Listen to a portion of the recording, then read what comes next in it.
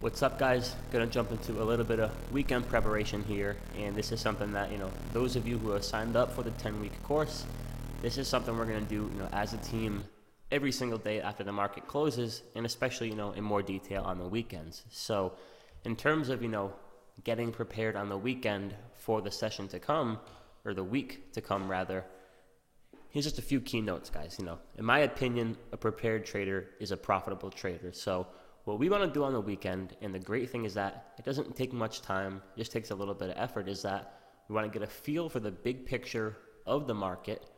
We want to get a good feel for, the individual sectors in the market, who's strong, who's weak, who's setting up for some potential moves.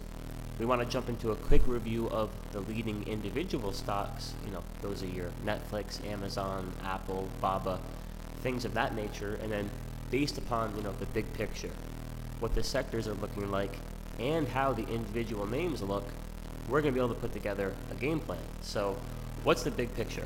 The few things I look at, first of all, is the S&P 500. For you newer traders, the S&P 500 is an index that tracks, in plain English, the 500 biggest companies in the market. That is essentially, our market. The United States market is looked at through the S&P 500. That's our market. I also look at the Qs. QQQ, this is pretty much, our market, but primarily technology stocks. And seeing how much of our market is technology, looking at those two things gives you a good feel of, the big picture of how the United States market is looking. So we want to get a feel for, the S&P 500, the Qs, as well as the individual sectors. For your newer trader, when I say sector, what I mean is a group of stocks in the same line of business. So companies like Apple, Facebook, and Google, those are technology companies. Those get grouped into the technology sector. So where should our focus be?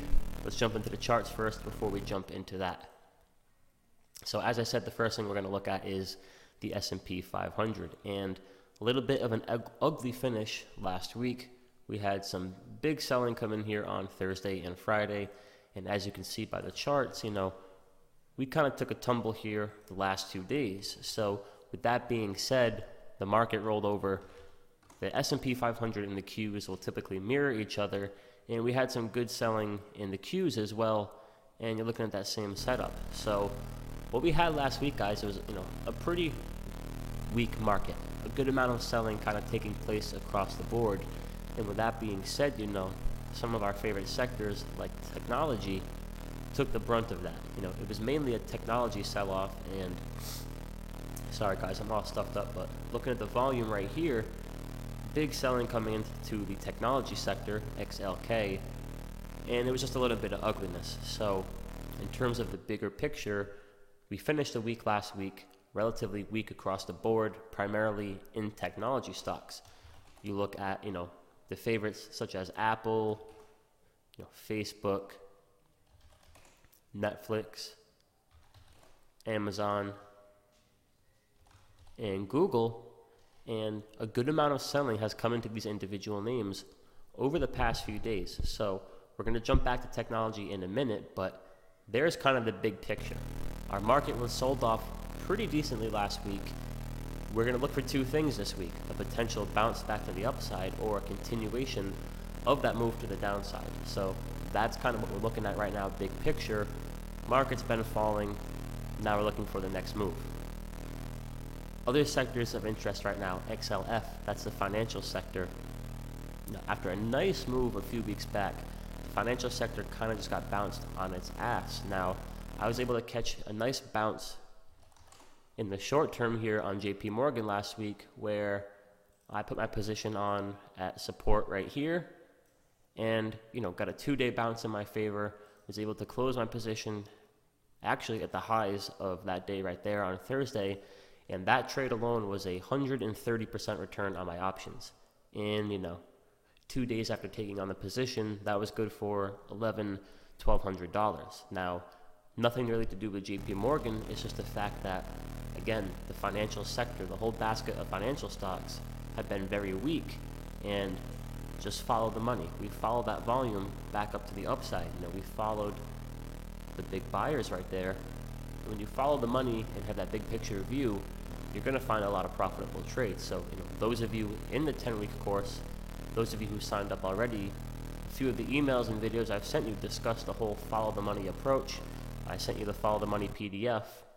Well, taking the big picture view and just looking at the financial sector last week, you would have done exactly what I did and what a lot of us on the team, which is follow that big money into the financial sector. So that's the kind of thing we're going to do left and right over the next 10 weeks. And again, that was just one trade from last week and 130% return on my options in a few days. That's really sweet. So financials, back to the whole group.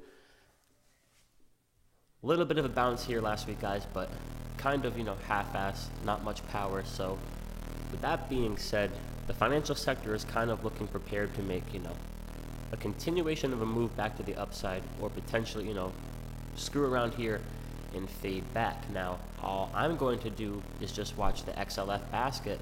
And again, I'm looking for big money coming in or leaving, and I'm just going to follow it. So with technology being so weak, if we see a continuation of big money leaving technology, it has to go somewhere.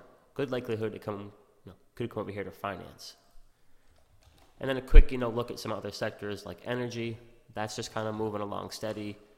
Healthcare, same thing. So, all in all, guys, XLK technology and XLF financials are the two biggest sectors, on my watch list at the moment, along with the Chinese stocks. Now, the Chinese stocks have got, their ass kicked over the past few months and have not had any kind of, major bounce or move back to the upside. Alibaba has been trading lower since, early summer, and just really no signs of relief. Now, Baba's resting right here right now at that, 153-ish support. That's a level I think we should all pay attention to next week, but that's another group I'm paying attention to. YY, oops, that's the wrong one. YY had a very nasty week as well. And you're just seeing a lot of weakness in the Chinese sector right now. With that being said, if money returns to Chinese stocks, these names that have been so beaten down, like YY, like, Baba, Bzun, BZUN, a few other ones, VIPS. These are stocks that have gotten their ass kicked, and they have the potential to make some good moves to the upside. In terms of being able to catch that move and participate in that move and profit in it, it starts with the conversation we're having right now. We're building the awareness that Chinese stocks have just gotten destroyed, and now we can put together a game plan on how to react. Here's what I'm going to do.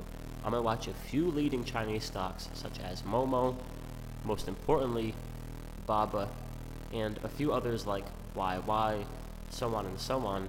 And I'm just looking for a day where we see big volume, big money heading into each. We got YY setting up right here on a nice little consolidation squeeze on the daily chart. I'm not saying it's going to happen soon. I'm not saying it's going to happen, but at some point, there's a chance that these stocks return back to the upside. The buyers are going to come back in. The trade war thing at some point will work itself out, I'm sure. These stocks will be back on big money's radar. All we got to do to participate in that, guys, is just simply be aware of this and then keep our eyes open and then follow the money. So after looking at the market here, looking at the SPY, looking at a few different sectors, here's my game plan. The market was weak last week to finish off. We got two possibilities: a continued move to the downside or a move back to the upside.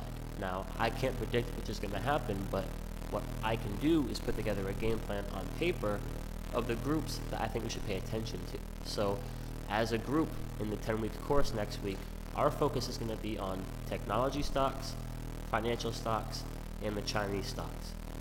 So that's kind of, the bigger picture of what we're going to focus on as a group. And in tomorrow's video, I'm going to dive into, the individual names, the notes I'm taking, the different setups, entry points, and things of that nature that I'm going to pay attention to. And that way, when the bell opens on Monday, guys, as a group, we're going to be so prepared. There's going to be no questions about what we want to look for. We're going to have our charts ready, our notes ready, and we just show up and execute. And when you do that, when you stay aware, when you follow the money with a game plan, you end up catching nice moves like JP Morgan last week. Not a very big move, but good enough for $1,100, 130% return. Follow the money, guys. Nice and simple. So that's kind of the things that I run through on the weekend. Again, get the bigger picture of the market, check out those sectors, and then put together a game plan based upon that bigger picture. So hope everybody has a good weekend. Looking forward to working with you guys next week, and rest up.